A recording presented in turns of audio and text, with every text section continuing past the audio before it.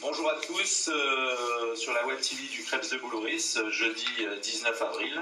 Avec moi sur ce plateau, mes invités, l'équipe de France d'athlétisme avec Jean-Yves Cauchan, à ma droite, entraîneur de l'équipe de France de décathlon, si je ne dis pas de bêtises, et aussi à l'origine du Pôle France de Montpellier, je crois, dans un certain temps. Sébastien Lévic, aussi avec moi, entraîneur maintenant, et puis ancien athlète. Tu avais été quatrième au championnat du monde à Séville en 99 et médaillé d'or aux Universiades, je ne dis pas de bêtises, en 93 aux USA, à Buffalo. Donc voilà, avec moi, bonjour. Tout de suite, là, à côté de moi, Romain Barra, décathlonien, c'est ça, champion d'Europe 2010, tu as fait 2 Olympiades. Oui. Et tu as fait, je crois, 5e à Pékin. Exactement. Voilà. Bonjour Romain. Et puis la toute dernière, une fille, pour relever la parité des filles sur un plateau de télé, on voit bien. Donc Antoinette Nana Jim, championne d'Europe en salle en 2011 à Paris. Également médaillée de bronze au championnat d'Europe en salle encore à Turin en 2009.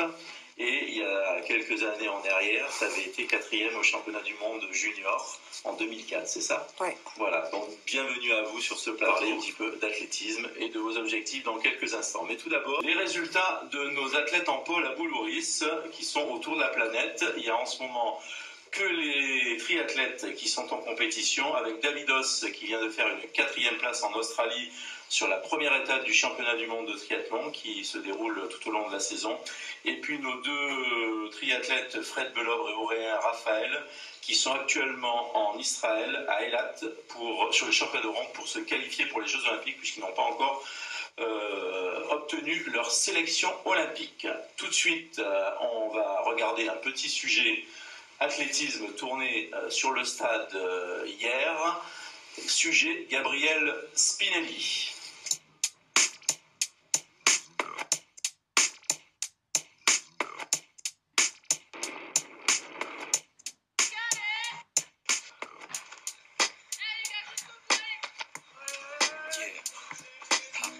J'ai des envies de partir en ce moment, de partir loin d'ici, de me taper un kiff, c'est Joe qui l'a, check ça, gars.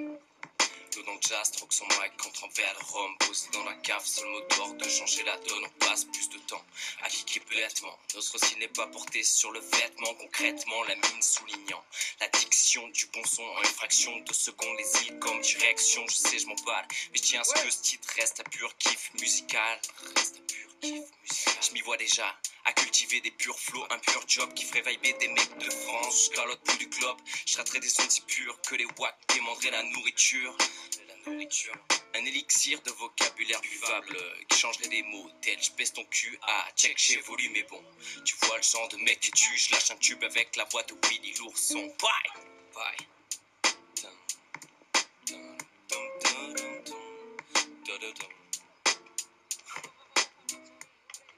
Retour sur le plateau avec Jean-Yves, Sébastien, Romain et Antoinette. Donc on va parler athlétisme. Tout de suite, une première question à vous tous.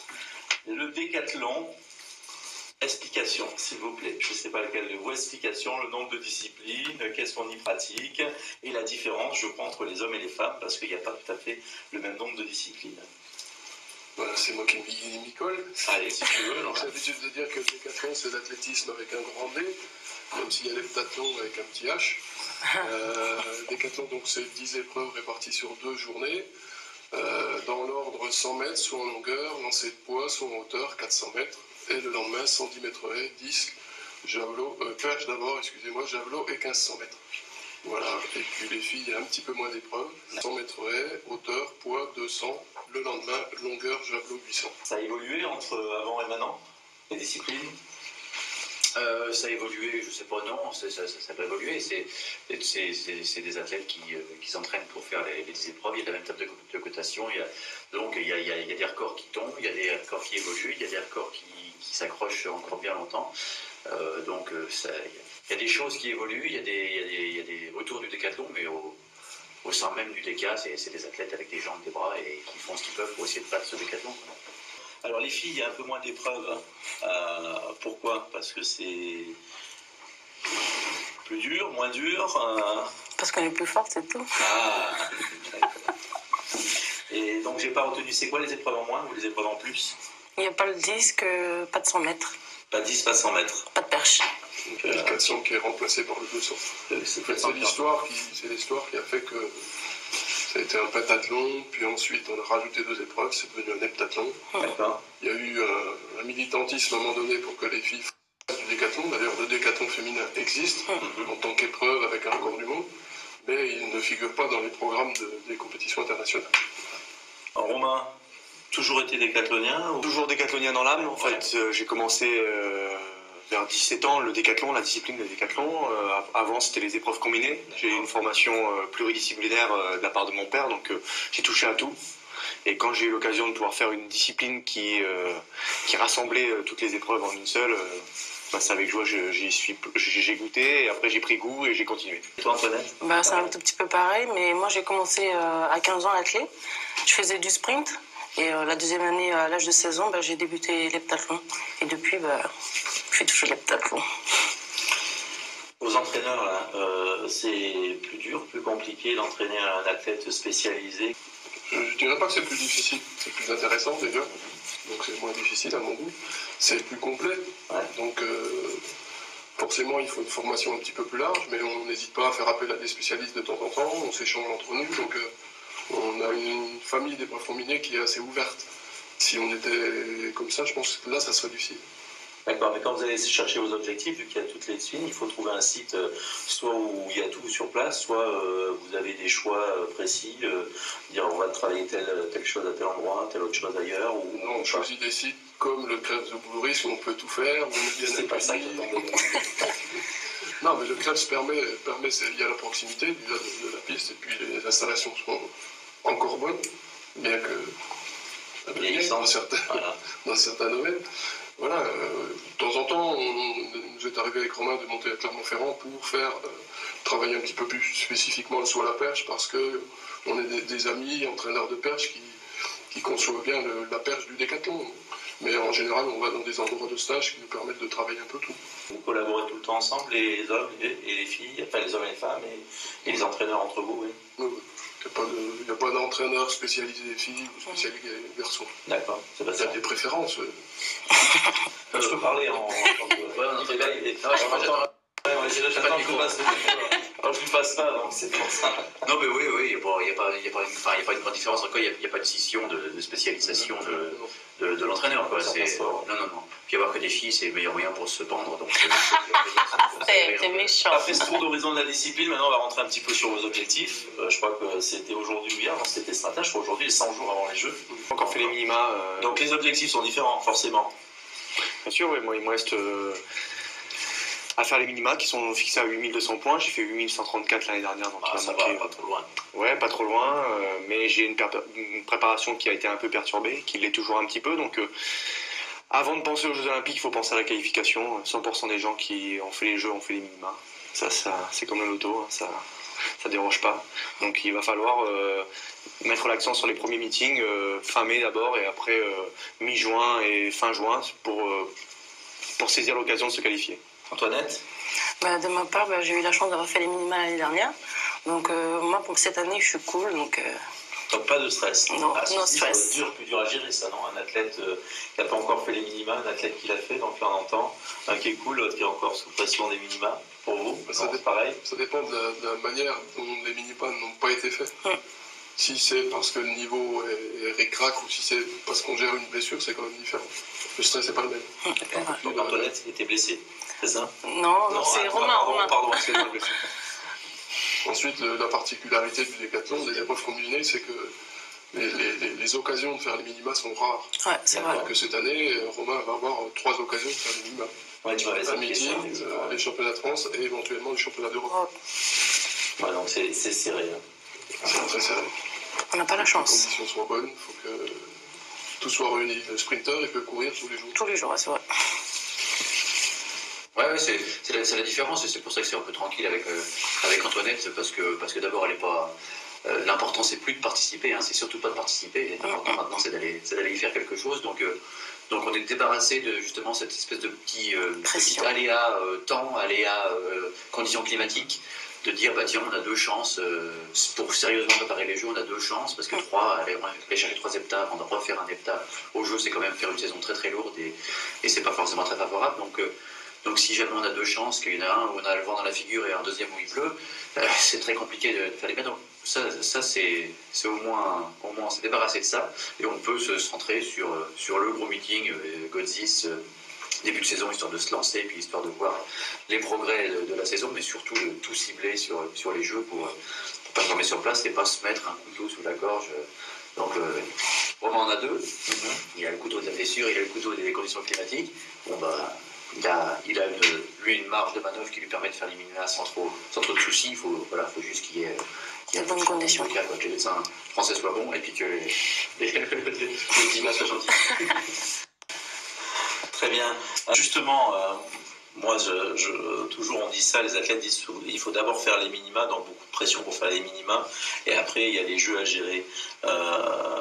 Comment vous le vivez ça? Parce que souvent on dit les athlètes ils ont tout donné pour faire les minima, puis après au jeu c'est encore une autre histoire. Il y en a qui pensent qu'ils sont déjà arrivés. Pour vous, enfin toi tu as plus d'expérience, tu n'as jamais fait les jeux? Si, j'ai fait les jeux en 2008. En 2008, pardon. En 2008, on va dire que j'étais un peu à la chasse aux minima, donc ce qui fait que j'ai fait beaucoup de compétitions en fait, pour être qualifiée au jeu. C'était difficile et en fait, arrivé au jeu, j'étais, je peux dire ça, j'étais fatiguée, cramée. Oui. Puisque en fait, j'ai fait que courir, j'ai fait 4 heptathlons avant d'aller au jeu, donc arrivé là-bas, j'étais pas là. Donc là, il faut le gérer maintenant, ce genre de choses. Voilà, maintenant, ouais. Plus facile. Et toi, Romain? Moi, c'est une des premières années où je dois faire les minima. Ouais. À chaque fois, j'avais fait les minima comme Antoinette les années d'avant, donc j'avais une certaine sérénité. Après, j'ai aussi un statut qui a évolué. Autant en 2008, si je faisais finaliste, c'était une grande performance. J'avais fait 5e, donc c'était super pour moi. Aujourd'hui, il y a beaucoup de monde qui voudrait que je vise un podium ou j'ambitionne un podium. Aujourd'hui, c'est plus gérer ma blessure, avoir une préparation optimale qui puisse me permettre d'envisager quelque chose. Là, tout tient en fait effectivement à la gestion de mon état physique. Il va pouvoir me laisser entrevoir des ambitions plus ou moins hautes. Et ça, pour l'instant, j'en sais rien. J'en sais rien, t'es dans le flou. D'accord. Un petit peu, ouais, je suis un petit peu dans le flou. Je fais tout ce qu'il faut pour être mieux et pour être au mieux préparé. Je pense qu'on fait tout ce qu'il faut. Après, il y a toujours les aléas du sport de haut niveau qui font qu'il y a une part de doute, quoi. Justement, en croisé, là, entre maintenant et les Jeux, ça va se passer quoi en termes de préparation, d'objectifs, l'entraîneur et l'entraîné? Alors, il y a des petites compétitions de réglage. Il y a peut-être un premier décathlon de réglage pas loin d'ici à Cannes. Un deuxième vraiment ciblé qui est Godzis fin mai. Et ensuite, peut-être passage au championnat de France et peut-être passage au championnat d'Europe. Mais c'est dépendant de l'évolution de sa blessure. L'évolution de la blessure et les minima aussi ou pas du tout? D'abord la blessure. D'abord la blessure. Je pense que c'est l'évolution de la blessure qui fera que les minima doivent amener si les conditions sont bonnes. On a 2 personnes qui sont justement plus dans la chasse au minima, dans une carrière d'athlètes, et puis même nous au sein de notre groupe, on a des gens de différents niveaux, et moi je le revendique clairement en tant qu'entraîneur. Avec certains, je cherche à les qualifier aux Jeux Olympiques. Leur performance, ce sera de les qualifier aux Jeux Olympiques pour qu'ils vivent ça, parce que c'est leur niveau juste limite de faire les minima.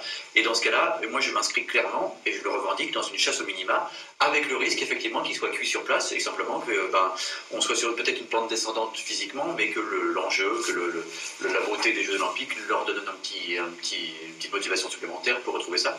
Donc il y a cette première étape. Il y a une deuxième étape des gens qui vont se qualifier et qui veulent aller jouer une finale sur les épreuves individuelles, qui veulent qualifiés en finale, et puis il y a des gens qui sont au-delà des minima, et on en a 2 ici, pour qui les minima c'est rien s'ils sont en état physique de le faire, et qui eux vont jouer autre chose. Donc au sein de nos groupes, on a des différentes programmations à faire comme ça, et puis dans une carrière d'athlète, c'est ce que disait Antoine tout à l'heure, c'est en 2008, le but du jeu c'était de la qualifier au jeu, parce que c'était juste ric-rac. Maintenant elle est montée un niveau au-dessus, maintenant l'objectif c'est plus d'y participer, c'est maintenant d'aller gagner, quoi. m'a volé ma dernière question. C'est comme ça. Non, j'en ai eu d'abord une autre question. Bon, là, on est à Boulouris. Vous avez choisi, souvent, chaque année, les équipes de Décathlon et Jean-Yves et tout le monde vient ici sur Boulouris.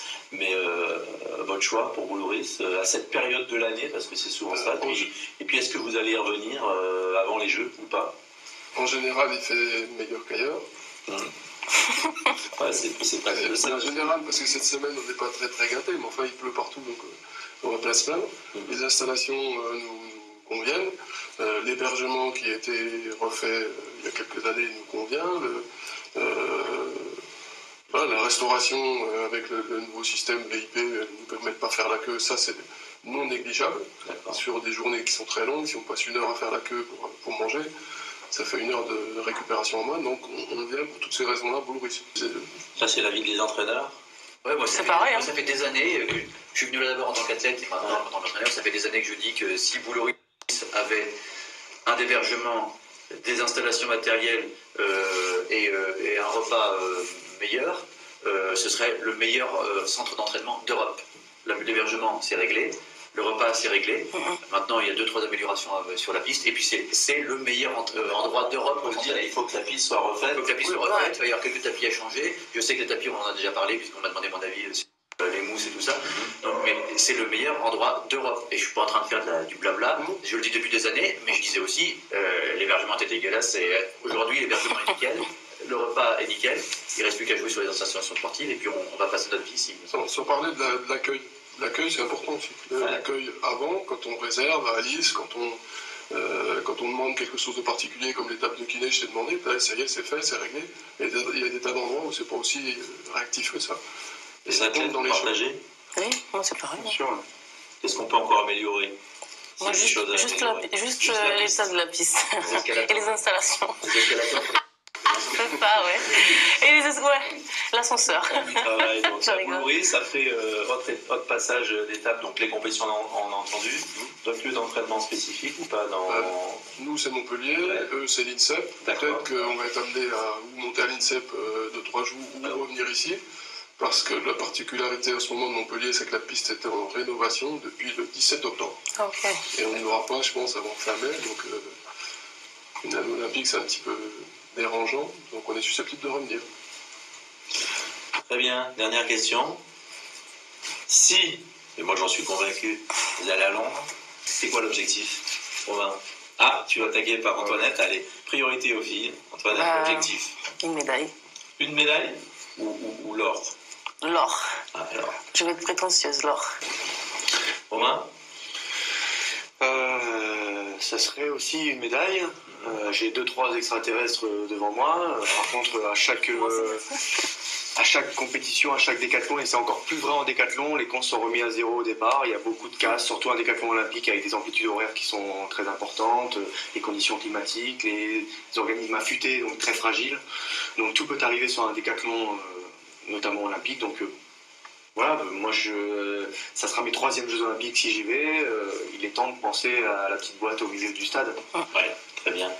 Vous partagez leur objectif, je suppose. Oui, les deux, là. la phrase de Coubertin, en plus, a été tellement déviée de son sens originel. Oui, l'important, c'est pas de gagner, c'est de participer. Mais il y a un bout de phrase supplémentaire qui dit et en ayant donné le meilleur de soi-même, et c'est pas d'aller faire le touriste sur place. Ah, ça, c'est s'il y a meilleur que soi, alors que je me suis défoncé, c'est pas une honte. Dans ce cas-là, l'important n'est pas forcément de gagner. Très bien. Ben, nous, en tout cas, on vous supportera, parce que je ne sais pas si on vous reverra d'ici là, hein, pour ceux qui y vont. Et on est convaincu que ça va fonctionner, que Romain sera rétabli et que tu auras fait les minima et que tout se passera bien. Et qu'Antoinette, qui est cool pour maintenant, elle aura pris un peu de pression quand même avec Londres et elle sera là où il faut. Merci à vous d'avoir été avec nous. Et puis, à très bientôt à Boulou-Riss. Et puis surtout, première étape dans les compétitions qui arrivent pour vous. Merci. Merci. Bonne soirée. Merci. Voilà, salut, bonjour Pierre, retour sur le plateau pour cette deuxième partie d'émission. On était tout à l'heure avec les décathloniens qui vont certainement aller à Londres aux Jeux Olympiques. On va parler avec toi développement durable, avec d'abord un petit retour en images sur ce qui s'est passé ce week-end chez nous, le festival Sud Aventure, un reportage de Gabriel Spinelli.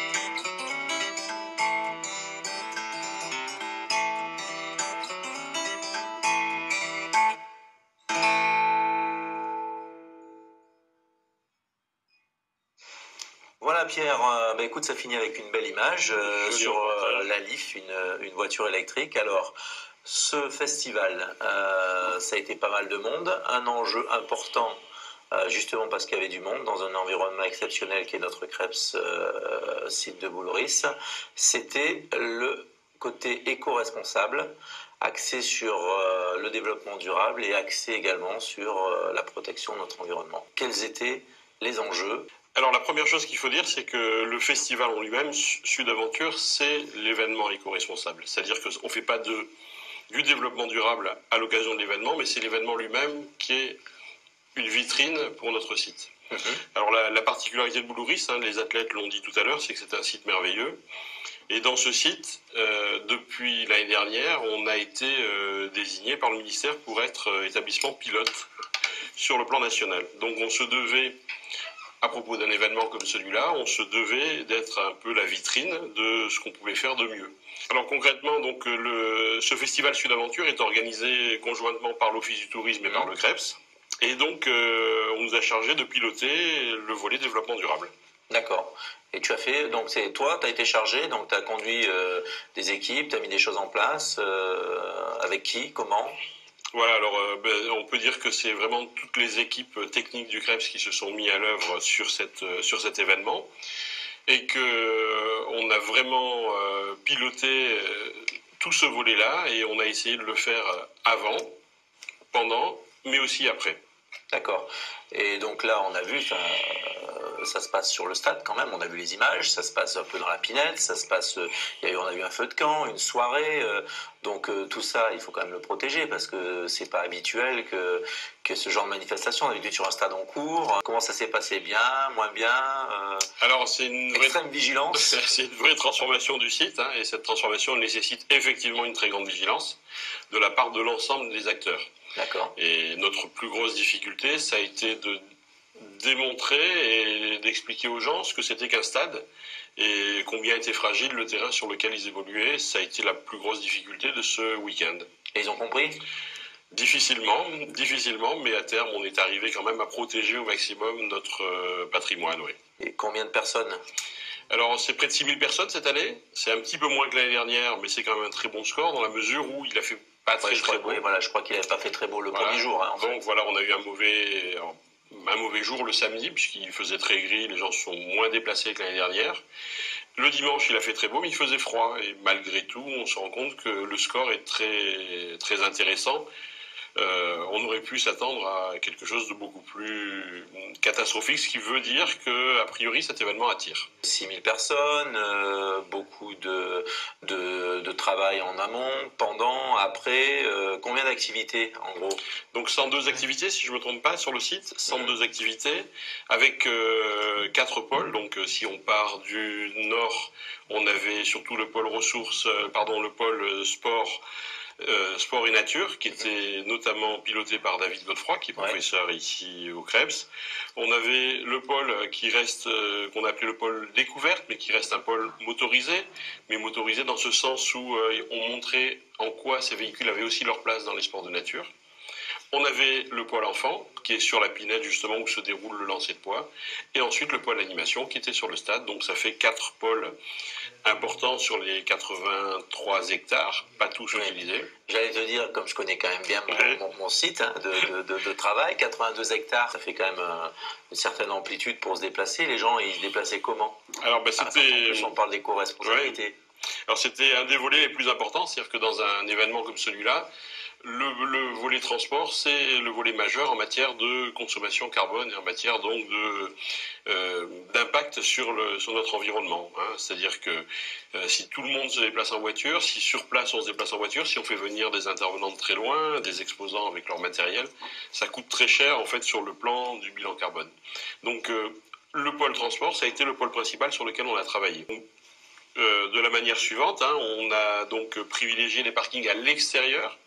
On a organisé des navettes entre des parkings qui étaient distants d'à peu près 1 kilomètre, donc des navettes électriques qui amenaient les gens de leur voiture au Krebs. Il n'y a pas eu du tout de voiture sur le Krebs, donc ça a été quand même un gros pari gagné. pas du tout de voiture sur le Krebs, et les déplacements sur le Krebs, c'était que des déplacements doux. Donc, soit à cheval, soit en vélo électrique, soit en véhicule électrique, comme les Leaf de Nissan, effectivement, qu'on voit sur le reportage. On peut dire qu'en plus de tout, ce salon, ça a été quasiment zéro émission carbone au niveau des transports, je parle, sur le salon. On peut dire que c'était presque un week-end propre, enfin, alors, 0-0. On peut effectivement dire pendant zéro, oui. Ouais. Avant et après, forcément, il y a eu des émissions carbone importantes, puisqu'il y a beaucoup de gens qui se déplacent, mais pendant le salon, effectivement, et à l'intérieur du site, zéro. Bravo. Autre question, parce que 6000 personnes qui passent quasiment la journée, en termes d'éventuelle propreté du site pendant et après.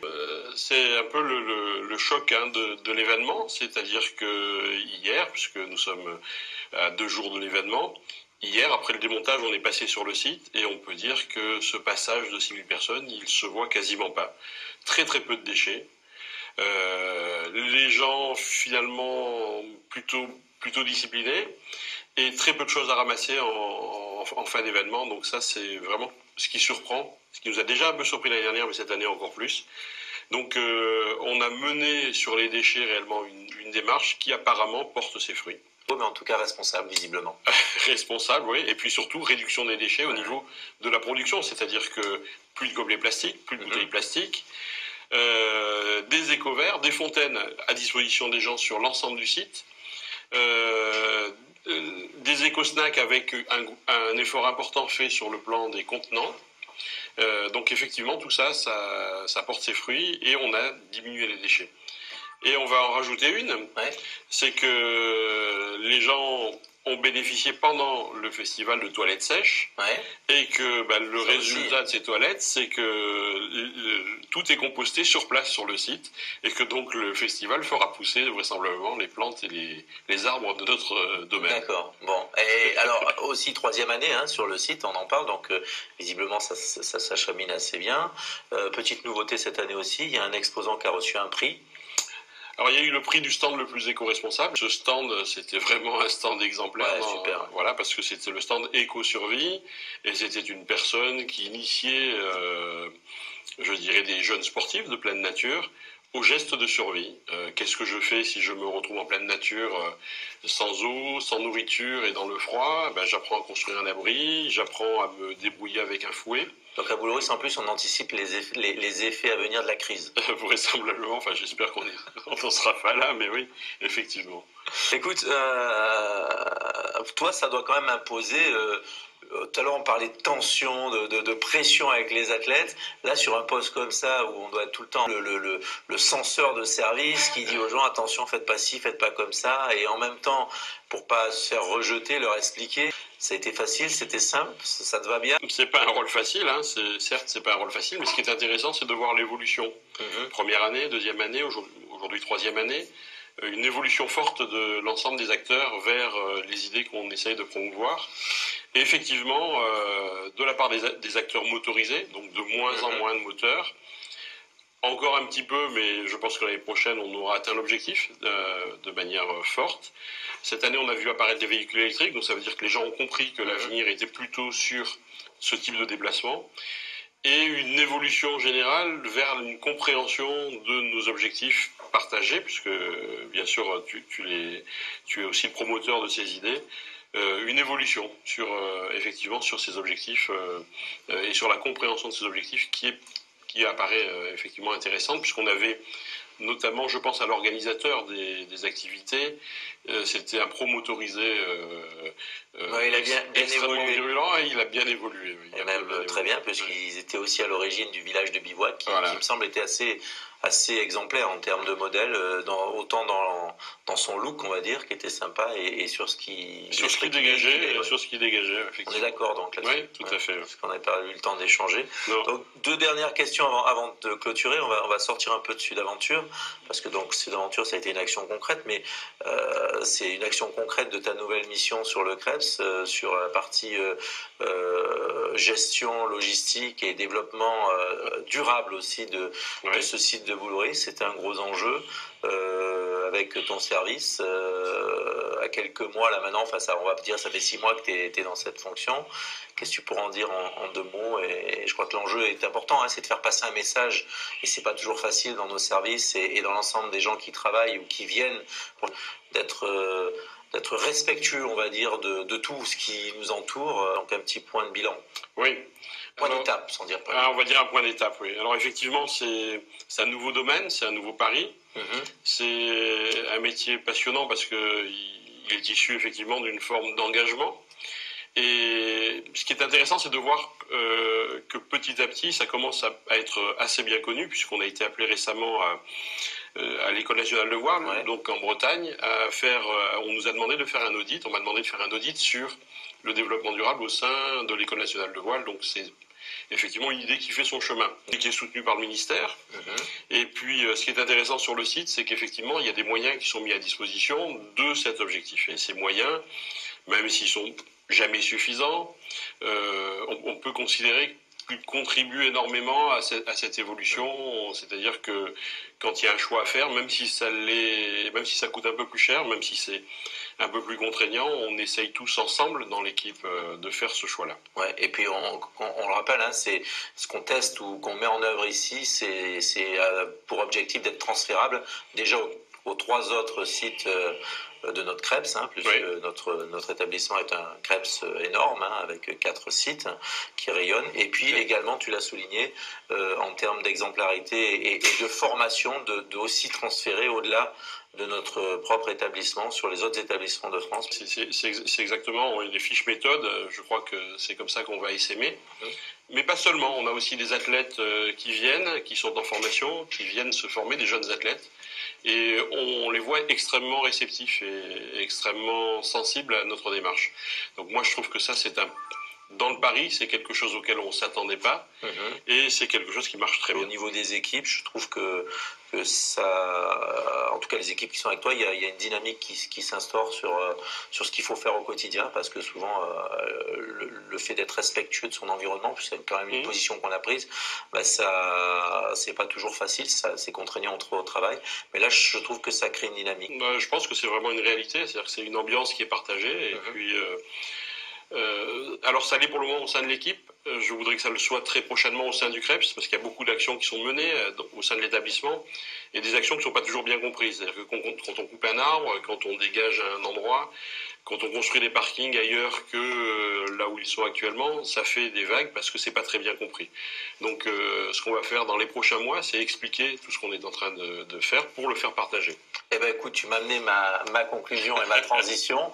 On va se tourner vers Gabriel Spinelli, notre fabuleux réalisateur, producteur de l'émission, qui va venir faire un sujet sur ce qui est fait dans le service de Pierre au niveau de la gestion et du développement de ce site. Et puis on fera une émission, ça serait sympa comme on l'a fait avec l'accueil, sur le service, sur ton service, avec l'ensemble des agents. Ça sera le meilleur vecteur à mon avis pour essayer de communiquer aux autres services. Et je partage et j'appuie, là je sors de ma casquette de présentateur, j'appuie et je partage la mission qui est conduite là. Il faut qu'elle ait de l'ampleur au-delà du simple service que tu diriges et au-delà même de l'ensemble de nos services, parce que ça je pense que c'est quasiment gagné, mais que ça se véhicule sur l'ensemble des établissements et sur toute la France si possible. Je crois que c'est un enjeu majeur aujourd'hui qu'on soit respectueux, nous les sportifs, de l'environnement dans lequel on évolue. Voilà. Merci Pierre d'avoir été avec nous. Merci Gérard. Merci Gabriel. Et puis donc on va se retrouver sur ce plateau dans une prochaine émission. D'accord, merci. Bonne soirée à tous et puis la semaine prochaine, vous retrouverez cette fois-ci, j'en suis sûr, Laurent Frécon, notre animateur vedette, sur un sujet 100% sport. Merci à vous, bonne soirée, à la semaine prochaine.